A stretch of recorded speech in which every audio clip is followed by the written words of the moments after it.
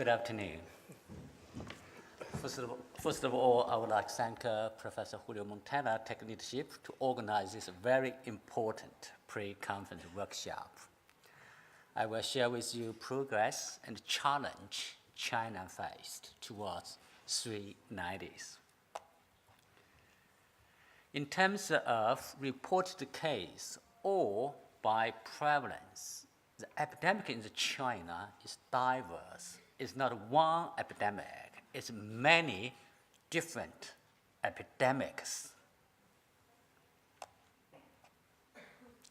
If we look at different group, the epidemic in drug users, in men have sex with men, in female sex workers, STD attendant, and pregnant women, they present different trends.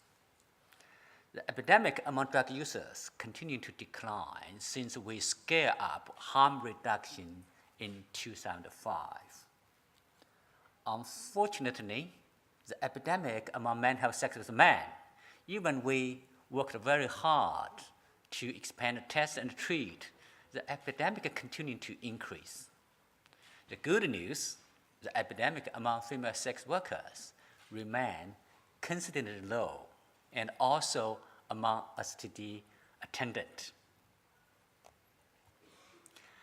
So I select two groups, injecting drug users and men have sex with men in the past 5 years. That in the absolute number, you look at the number of cases reported among injecting drug users, they continue to decline. However, among men who have sex with men, it's continuing to increase.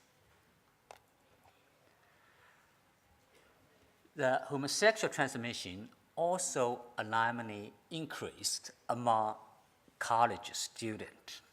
If you look at the red bar, so the annual increase rate almost about 30% compared with past year.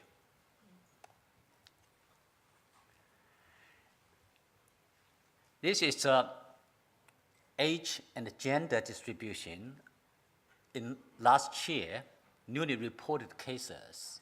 If you look at the trends, the younger group, particularly between 20 to 35, it's reported the highest proportion.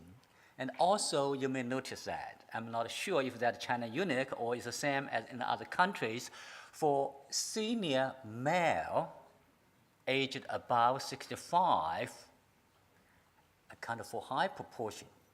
They have two theories. One interpret. Once men become senior, they become bad. Another theory, bad man become senior. How to interpret? How to interpret? We need scientific data to answer that two theory. In the past 3 years, we have a scientific research project, do household survey each year one by one. The results is surprising. For men aged over 60, the risk of HIV infection, that's based on the incidence, compare with men about 40 years old, it's 9 to 11 times higher.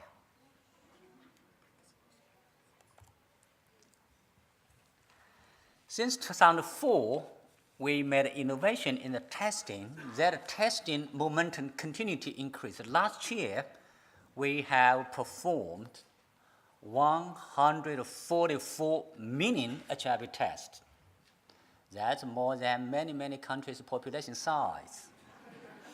That's about one third of global total tests. And also, we try our best to scaling up ART. Just last year alone, we newly enrolled 108,000 cases for ART.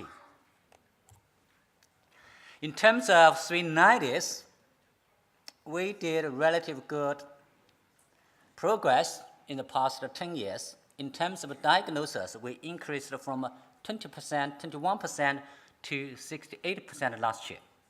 For ALT coverage, we increased from less than 10% to last year, 67%. For the viral suppression, last year we already achieved 90%. But we still have a challenge. If we look at a different group, former plasma donors have over 90% ART coverage. Sorry, that's a mistake. The last one is injection drug users are labeled wrong. So for the drug users, the ART coverage is only about 50%. That's almost 20% below the average. And in terms of viral suppression, drug users and mother-to-child transmission, these two groups are far below the average. The good news, we have a new supportive policy. Just last month, the National Health Family Planning Commission announced the new policy, Treat All. We ignore CD4 and we remove CD4 from ART eligibility criteria that removed the barrier for 90% treatment. We also adopt 390s as national strategy. Thank you for your attention.